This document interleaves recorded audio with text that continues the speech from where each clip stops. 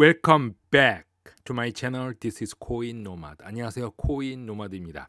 자, 비트코인 차트를 보면 오늘은 거래량이 쏟아지면서 하락하지 않고 오히려 상승하는 모습을 보였습니다. 이거는 바이낸스 4시간 차트인데 하락 저점을 한 후 오늘부터 조금씩 상승을 하다가 마지막 큰 거래량과 함께 상승을 했는데, 당시 바이낸스 핸드폰 차트로 한번 보면 FOMC가 열리기 2시간 전에 급격한 거래량과 함께 폭발적인 상승세가 와서 지금은 여기에 유지해 있습니다. FOMC에서 금리를 2차례 인상했다는 것은 긍정적인 게 아니기 때문에 이게 얼마까지 지속될지 한번 지켜봐야 되겠습니다. 여기서부터 급격한 변동성 장세가 시작되리라고 생각이 됩니다. 미국 연준이 금리를 0.75% 한 번 더 인상을 하면서 파월 의장은 인플레이션 길들이기 실패는 옵션이 아니다, 선택사항이 아니다, 무조건 잡아야 한다, 이런 말을 했습니다. 연준은 1980년대 이후 약 40년 만에 가장 강력한 금리 인상을 설명하면서 미국에서 가장 격렬한 인플레이션을 맞서 싸우는데 주저하지 않을 것이라고 밝혔습니다. 최근 리플의 CEO 브래드 갈링하우스는 SEC가 진짜로 숨기고 있는 것은 무엇이냐라고 인터뷰에서 말을 했습니다. 이것에 대한 내용이 오늘 나왔습니다. SEC가 흰맨 문서를 리플에 제출하는 것에 대해서 완전히 이의를 제기하는 패키지를 제출하면서 초안은 관련이 없다고 언급하고 있는데, SEC 위원회는 흰맨 문서에 소송과 관련이 없는 민감한 내부 커뮤니케이션, 대화나 이야기들이 포함되어 있다고 주장하고 있습니다.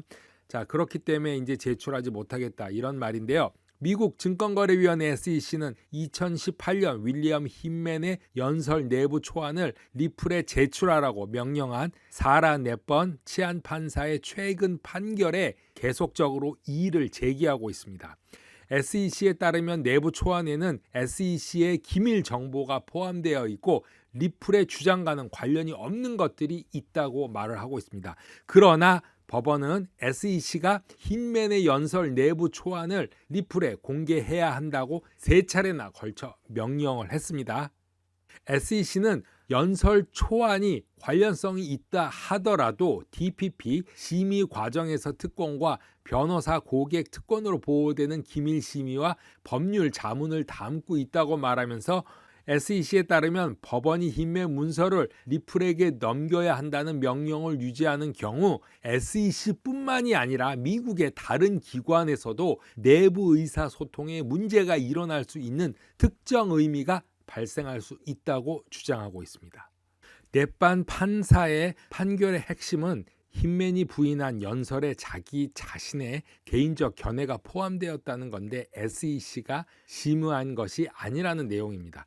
SEC는 직원의 의견을 위원회의 정책으로 간주하지 않도록 표준 절차를 지키고 있다고 말하는데, SEC는 사실 그 당시 흰맨 이사가 수십 명의 SEC 변호사와 몇 주에 걸쳐 상의를 했고 그중 몇몇 연설은 여러 버전으로 검토하고 수정했다고, 그런 일들은 일어나지 않는다라고 덧붙이고 있는데요.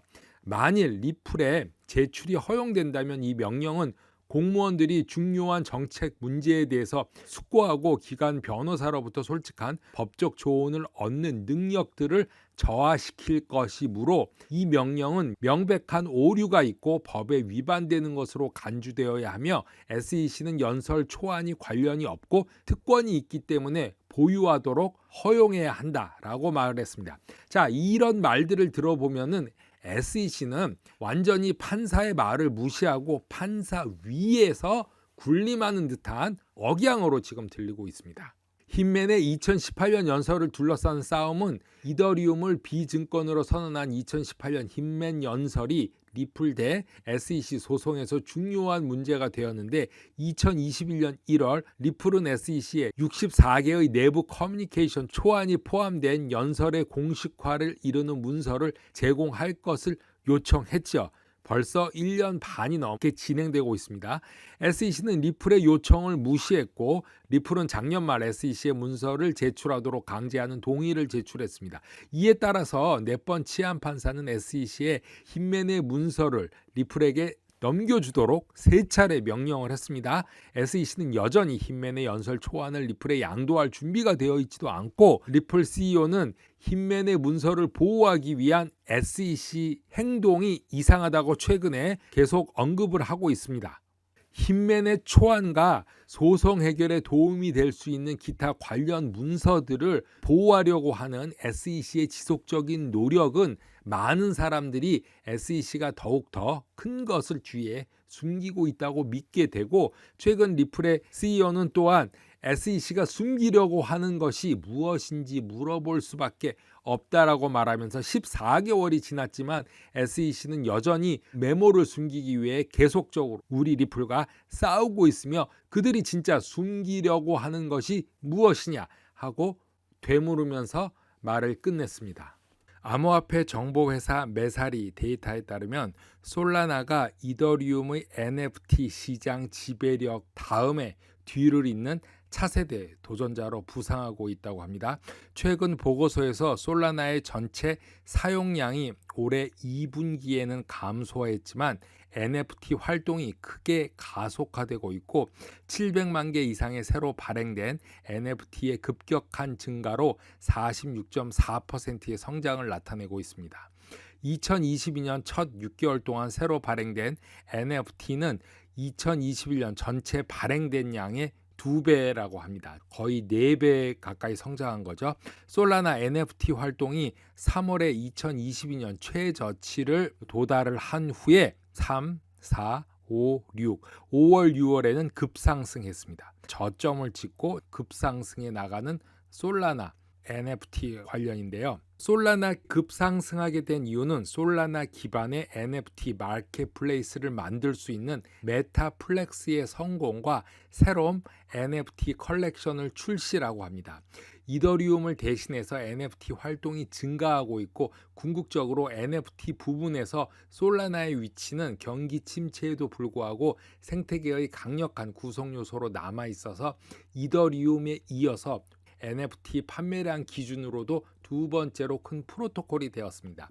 자, 이더리움이 85%의 지배력을 유지하고 있지만 그 다음에 차세대를 잇는 두 번째는 솔라나이다. 다른 프로토콜을 제치고 지속적으로 시장 점유율을 확보하고 있다고 합니다. 코인 노마드 오늘은 여기까지 하겠습니다. 감사합니다.